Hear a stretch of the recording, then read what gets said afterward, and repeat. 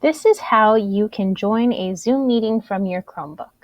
So first you're going to want to make sure that you know how to join the Zoom meeting. There are two ways to join. You can either click a link that your teacher may have posted.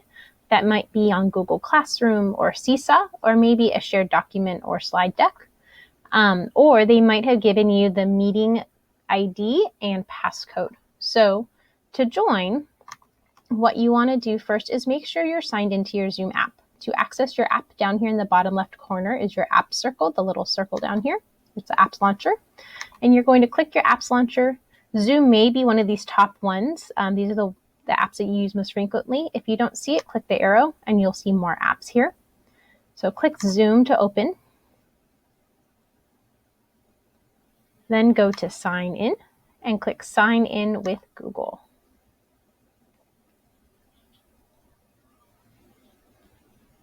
Once you're signed in, you'll know your ID, your name will be up here at the left.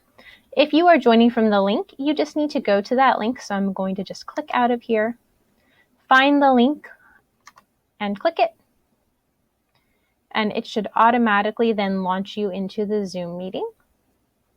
It's going to give you a preview and then either click join with video or join without. And then you will enter the waiting room, waiting so that your teacher can let you in. If your teacher did not give you the link, maybe they gave you the meeting ID and passcode, what you would do is in your Zoom app, click join a meeting, enter the meeting ID. So the meeting ID for this is 862-600-81553. Make sure that you have your name here as displayed so your teacher knows who you are. Otherwise, they won't know who's joining in their waiting room and they won't let you in.